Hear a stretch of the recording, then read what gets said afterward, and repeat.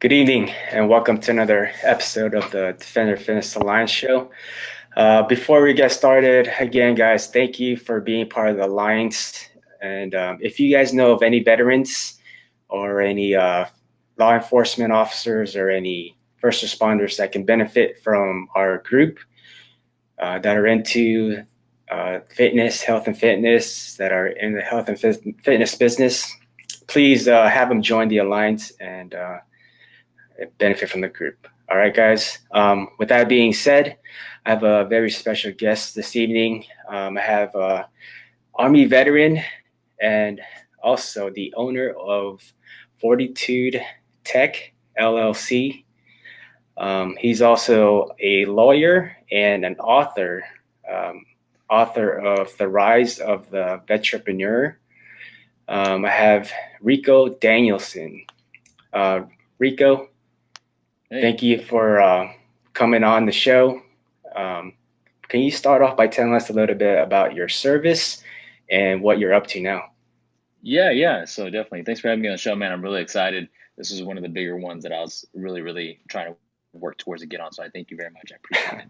Well, thank I you. really Appreciate it. appreciate you, like your audience, and like everyone is a part of your alliance. Like everyone's really into fitness, and that I love very much. So good for you guys, and good for everyone else in your group. And if I can ever support them in any way, let me know. So Awesome. I was in the army for a little while.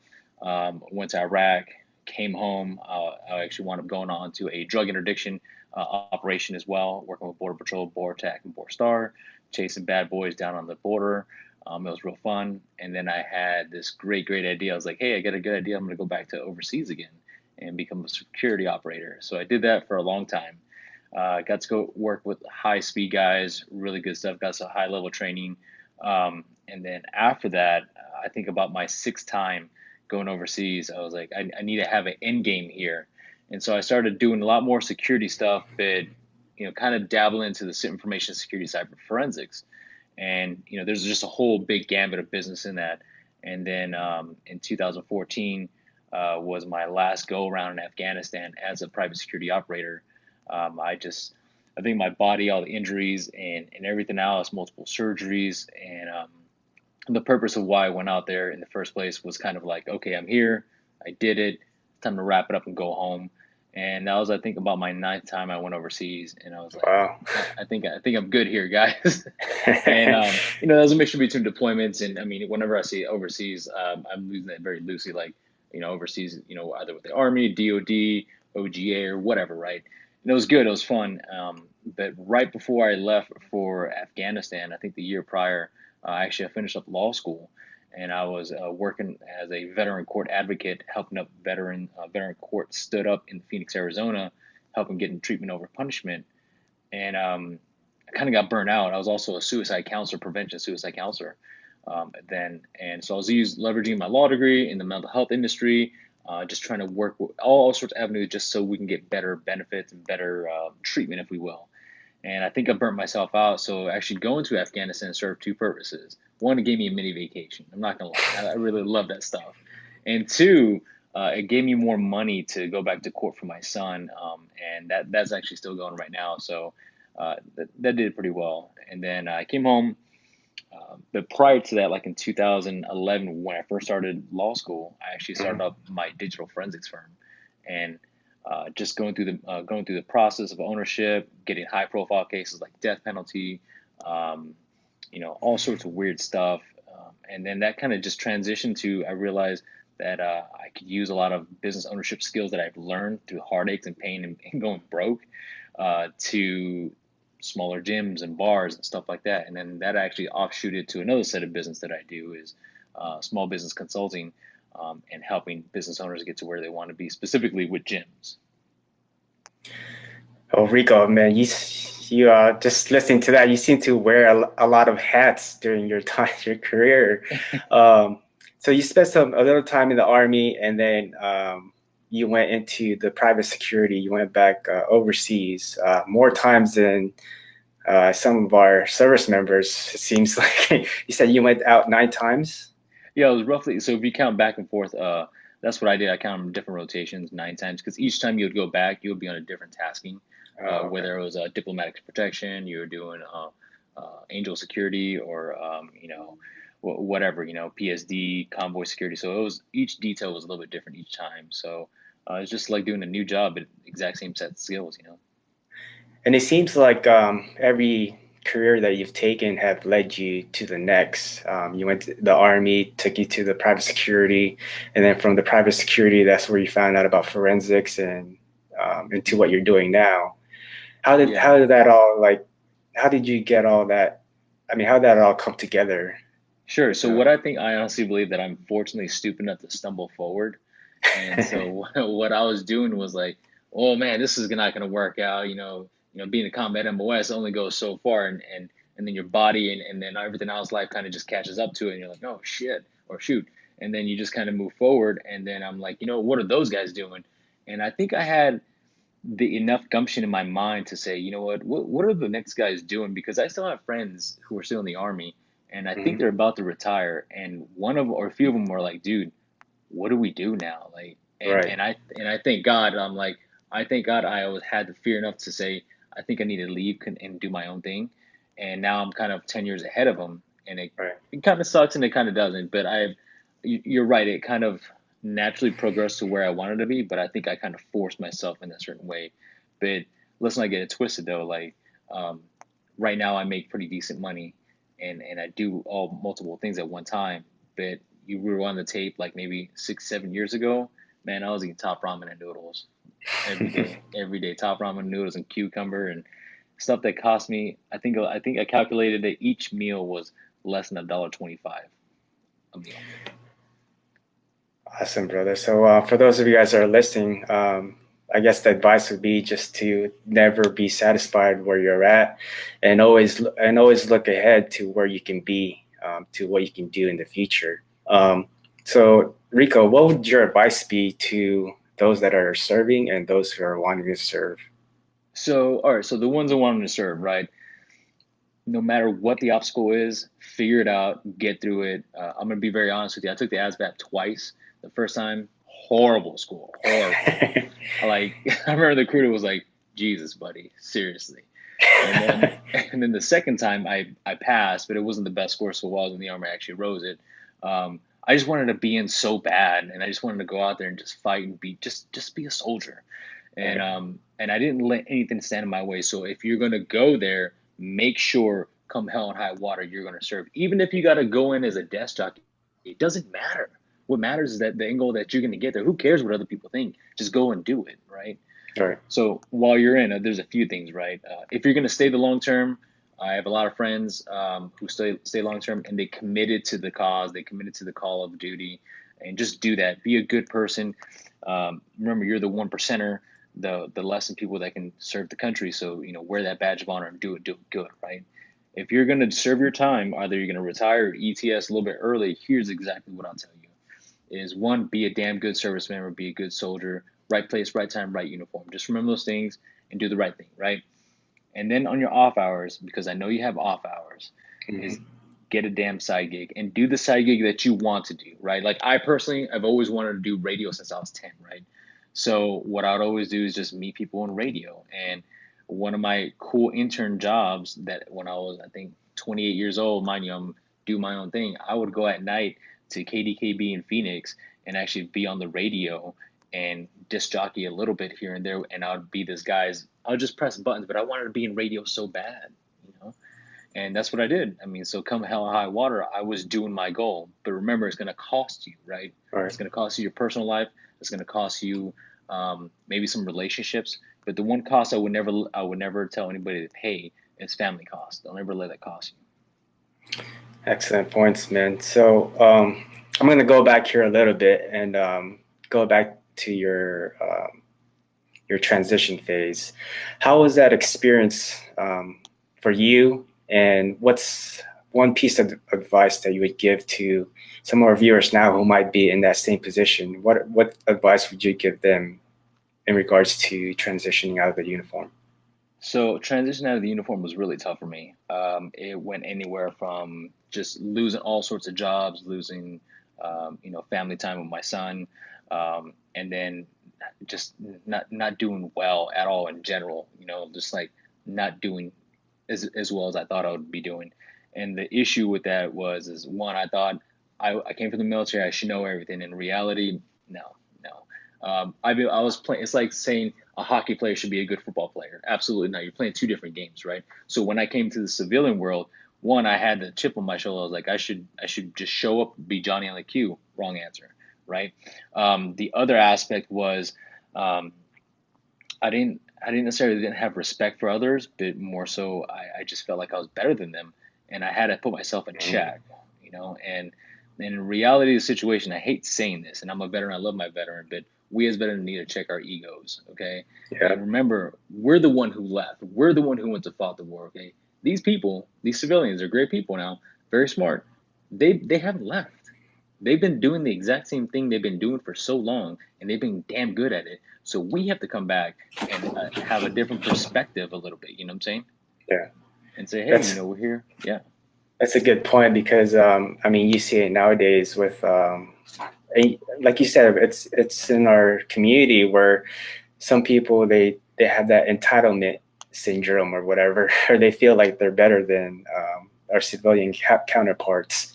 Um, so, like, what would your I guess one piece of advice for them would be? So as soon as you're out of the military, I kind of made this mistake, and I'm speaking from my experience. I can't tell you what to do. However, if somebody could have told me this is quarantine your veteran friends, hang out with your veteran friends whenever you need to hang out. But if you want to grow, you are going to need to hang around with some smart motherfuckers, right? You're going to need Hmm. to hang around with some people who have money. And guess what? I'm almost guarantee you less than 1% of them have ever been in the military, right? And I have friends who are extremely wealthy. They're millionaires, right? And none of them served. And there's a reason for that because they never called the duty. They never felt the call of duty. And two, they were just so good at what they did. So as I noticed, I started moving my target and positioning to where I wanted to be in regards to wealth and also alignment of success. I found myself that not a lot of veterans were there, and just not because they didn't want to be there. Right. It's just we're so huddled up together that I can take this is my experience now. Okay, um, my friends would be like, "Hey man, come on, have a beer and whatnot," and I know it's every damn weekend we're having a beer. But now I notice my friends over here on the other side. They're like, "Hey man, the weekend? Oh, that's cool. That's just another work day, bro. We got stuff to do, homeboy." And I'm Right. like, "Oh, okay. So this is the way the game is played." So my encouragement to people who are about to get out is diversify your friends.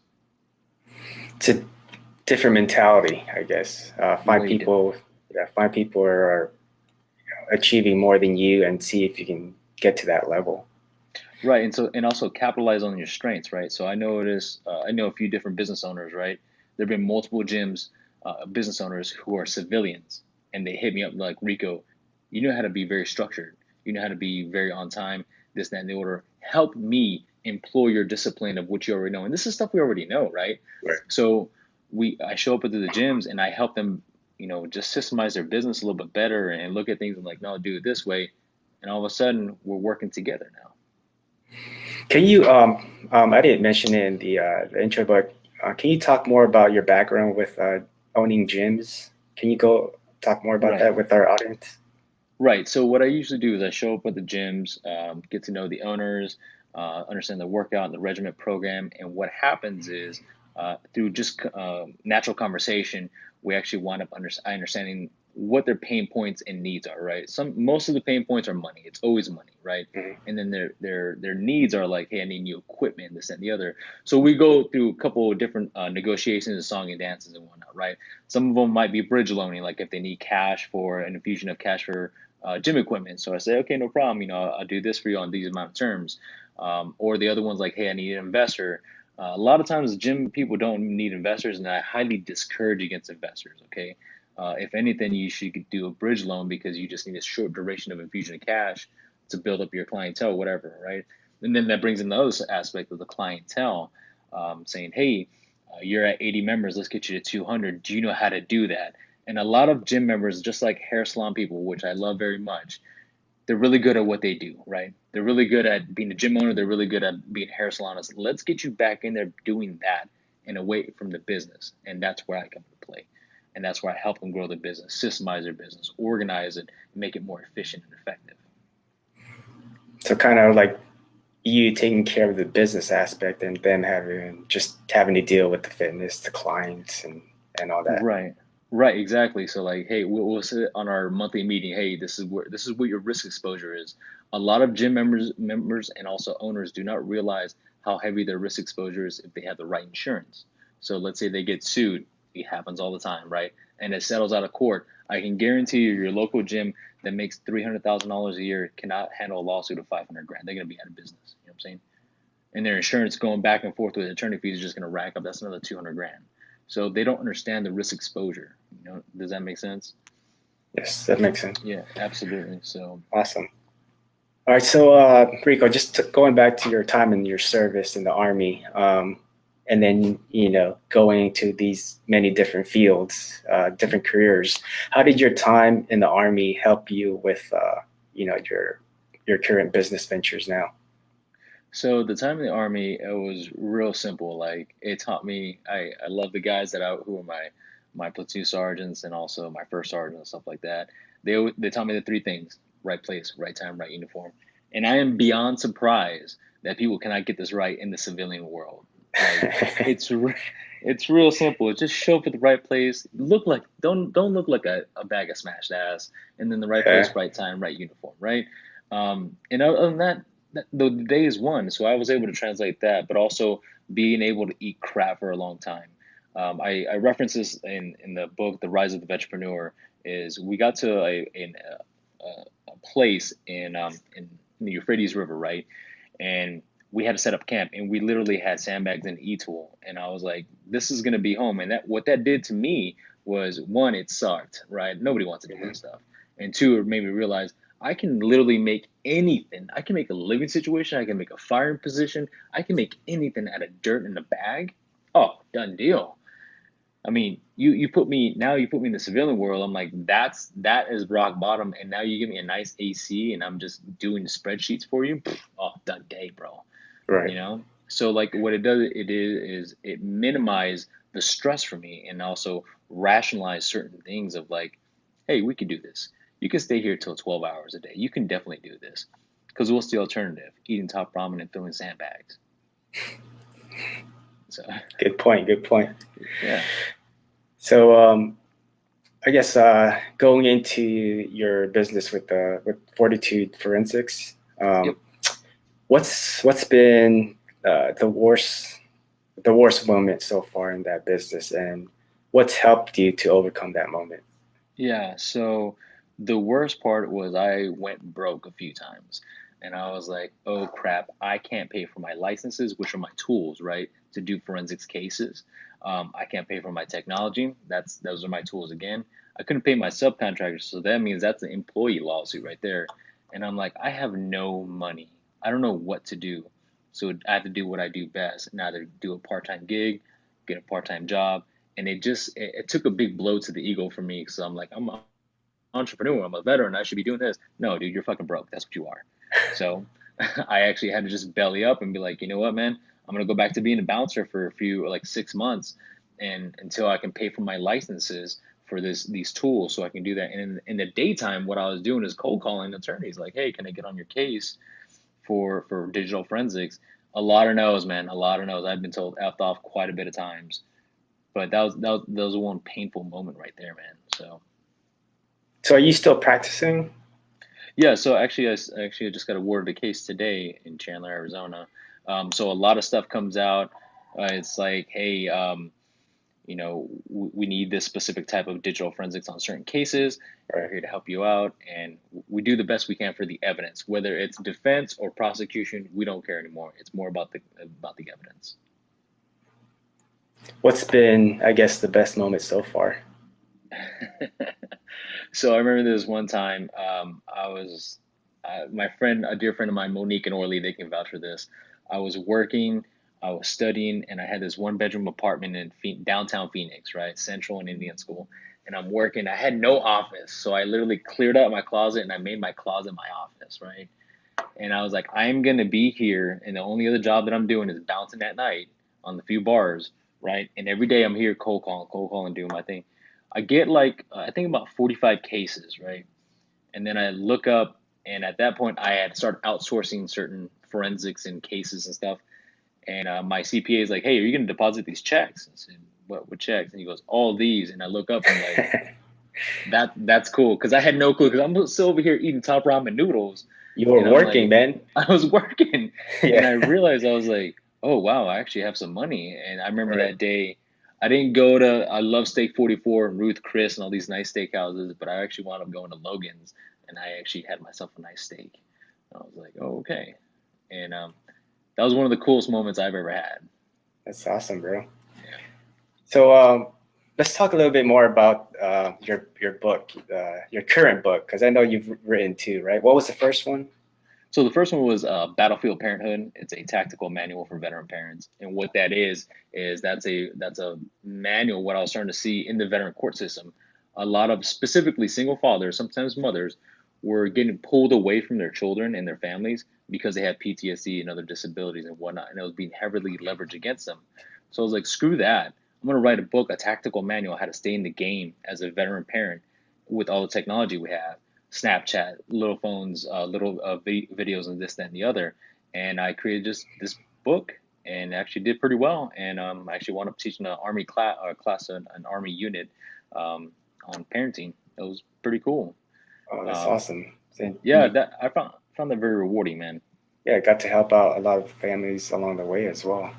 Yeah, and I'm thinking about redoing it, because during that class, this I met these wives, and they're like, we could do this while my husband's on deployment, this and the other. And I was like, oh my God, I didn't even think about that. Like, taking these specific things of, using Snapchat or using Instagram or whatever. And I'm actually in the process of developing Battlefield Parenthood, the app for parents, and to have 15-second videos of love and rejoice and whatnot. But they're like, yeah, we could do this. And I think right now, currently, I have over 553 videos for my son. So, Oh, but the that's second, excellent, bro. Yeah, yeah, go it's ahead. good. It's good. The second book, The Rise of the Vetrepreneur. So my intention with The Rise of the Vetrepreneur was first to, it was kind of, this is kind of arrogant to say, I was like, oh, I want to write my own journey. And I was like, dude, this sounds so narcissistic. Um, but just like any other entrepreneur, I think I'm the greatest thing since sliced bread, but I'm not. So I was like, let me take a step back. What would the customers, what would our readers want to see? And I saw that everyone loves these big veteran businesses like Grunt Style, 18 Series Nutrition, American Grains, Gorilla Outfitters, Mike, Epic Fitness. So I just went up to them. I was like, "Hey guys, do you guys want to help me write a book?" And those guys were like, "Hell yeah, we do." And I Right. realized, I was like, it's no longer about me. It's about capturing the journey about a veteran vetrepreneur. And so what I did is just started capturing the journey and saying, "Hey, this is the stuff I've seen. Daniel, the owner from Grunt Style, says seeing the same thing. The guys from 18 Series Nutrition see the same thing. Mike from Gorilla Outfitters, same thing. American Grains, same thing." And I'm like, man, so I just started doing this. And at the end of the book, at the end of the chapter, I'll put tactical exercises, not only for myself, but also from the guys who provided some good contacts as well. Awesome, man. And then you obviously got to learn more about their experiences and as far as like their entrepreneurship and experiences. So like what would your advice be, I guess, to well let's start off with veteran entrepreneurs or veterans who are looking into entrepreneurship.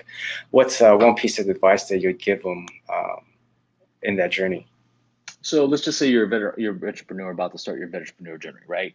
One, if you have two dynamics, if you're a family person, you need to get a job and you need to have something to stability that'll provide for the family. Or if your business is already providing stability to it, great, just keep at it, right? If not, you have a job, work your side hustle, the business that you want, okay? But just remember, be responsible to your family. Remember, that's the reason you're here, okay? So that's number two. Number one is, let's say you are that single person and you're about to ETS and you're about to retire. I would highly, highly suggest you go to a shitty little studio or buy a little trailer and live out of that for a very long time. If you can make your bills literally under $500 a month, which I know you can, Right. and you can eat very minimally, you can even eat healthy very minimally as well on spending wise, and then just go after your business. Just do it. Go 100% in, and you'll be fine. So again, you have two different dichotomies there, right? That's an excellent point, Rico, because I mean, guys, you guys have struggled through far greater hardships in the military, yeah, being deployed, and like you said, like eating MREs out of sandbox or whatever. I guess the point is like if you guys can, I know you guys can handle the struggle now and reap the benefits later on. Rico, so let's talk about my audience. There's a lot of personal trainers and gym owners. And you talked earlier about your experience with gym owners. What advice would you give them with their business, with their fitness business? Sure. Okay, so when it comes to personal training and business ownership, it's a little bit two different things, but similar, right? When it comes to business ownership in the gym, figure out where your clientele is, what their specific needs are, and how to amplify that. Like if you're just trying to get people in the door and you're trying to increase your memberships, that's cool. It's only going to work for so far, because then you're going to become a Burger King or McDonald's or Walmart of the gym. It's just going to produce a bunch of shit and you're going to get shitty results, right? So here's what I would say is, if you're going to have to take that business model anyways, quarantine that to specific times of the day from like 11 to 5, right? And have classes in there and you're just a bunch of people just churning and burning. You have 13 memberships at $150 each. Do the math, right? And on the side, on the opposite side of the gym, if you can quarantine a little area that's specifically for your athlete, your high performers, people who are serious about their fitness, right? And then you increase the revenue that way. At the end of the day, if you're not increasing your revenue, you're not going to make money, right? Right. So that's the kind of the different facets that I will tell you in regards to gym membership. Personal training. Personal training, I'll tell you cash up front. Do not take per day basis, like, pay when pay, not at all. No. You need to actually show the add value, one, to the customer, and two, the commitment level. That's where that needs to be. So if you try those. Yeah, go ahead. Go ahead. Yeah, so one advice that I also tell is also, recurring income, right? Getting them on like a monthly or yearly plan. That way, you're not worried about when the money's coming in. Right. So you can do that. So here's where I think LA Fitness and EOS Fitness kind of went wrong. Is they'll say for a year and you're locked in, and then you pay all these penalties. What we've done on the other side is like, hey, guess what we're gonna do is, it's month to month, but all we ask is for 30 to 60-day notice if you're gonna leave. No problem. And that gives you your opportunity to kind of regain the customer acquisition again, and also the customer loyalty again. And chances are your second time buyer, your second time sign up is actually going to pay for the personal training and membership and all the ancillary other shit, Awesome. Yeah. Hey, I want to go to our audience here. We got several watching. Richard, we got Chris Hoffman. What's up, guys? Chris, let me show his comment here. Chris Ricoh Danielson is the man, bringing the golden grenades, brother. Hey, Chris, thanks for watching. Find their needs and amplify them. Chris, thanks for the input. Richard, thank you for watching as well. So Rico, coming up in the last portion of the interview here. So this is the part of the interview where I ask my guests their 5 fitness facts. Are you ready? Oh boy, let's hear it. Cheeseburgers, yes. Pizza all day. All right, brother. So first question, what's your favorite workout? Murphy. Like I try to do Murphy once a month. It's a CrossFit workout, and I actually try to step my game up within the hour to do it. It's brutal, it's hard, and I just, you're doing it for a purpose, and I love it. Okay. Cross the Murph, guys. If you guys haven't heard that, man, if you guys haven't done it, I don't know why. It's brutal. It's good. What's your least favorite? Back squats. I've had 2 surgeries on my back, and dude, I'm not gonna lie, like I think I'm at 245s, and that's it. That's it, man. There's a lot of strength conditioning that go into it, and it's been about 4 years now, and it's just barely back to it. So it's all those times that you did in private security, I bet. Right? Yeah. Getting out of the Suburban, out of my coffee latte. Yeah, exactly. Yeah. All right. So next question: if you had to choose one person you could train with, who would it be and why? Tam Lam. He goes by Ronin on Instagram. Oh Um, yeah. he is the dude moves like water. He strikes like lightning. I mean, the dude is so fluid. I wouldn't even want to train with him per se. I would just like to sit there and have a cup of coffee with him, man. To be honest with you, and just to pick his brain, kind of see we have similar backgrounds, and I'd just kind of like to see, how's life, not necessarily how's business, but life. And once you understand people how their life is, then you see how their business is. If they're a happy person, they're a happy person. Awesome. Yeah. Recommend a book for our listeners to read. I have a lot of books, right? So the one I really like, I listen to, I think weekly now, it's called Grit. I forget the author, but it talks about how he was a child and his childhood job as 15 years old to help his father out as a mortician. I was like, Mm. wow, that blows my mind. Now, so there's that, Relentless. There is Grit, Relentless. What else? Crushing It by Gary Vaynerchuk was pretty good. Mm. Um, and I mean, there's a bunch of other ones. I forget. Team of Teams was really good. I appreciated that one. Um, and yeah, I got a lot of them, man. I Try to love Gary. do, yeah, I love Gary Vaynerchuk. Gary V. Yeah. I'm gonna try to go to one of his conferences this year. So Right. that's, yep, mark my Guys, if you words. guys need some motivation, just listen to Gary Vee. Just look him up on YouTube or whatever. Listen to See, his interviews. so I drink a coffee every morning, right? Right. And all I can hear is Gary Vee, like, if you have a $5 coffee, you're fancy. And I'm like, oh, well, all right, well, there's that. All right, brother. So, next question. Tell us your favorite quote and why. Oh, okay. Recently, it's by my little brother, cousin Josh Danielson, and he says, "I don't want you to do your best. I want you to do my best." And that's why he's a CISO. That's why he's in charge. That's why he's in a leadership position. And I get it. So, whenever you say it out loud, you're right. I don't want you to do your best. I want you to do my best. Because if once we're at my level, then we're all performing. So it makes total sense. My other one was by the late and great Master Gunnery Sergeant Danielson, my father. The sweet don't get sweet without the bitter. And that has rung through my life so much. The sweet don't get sweet without the bitter.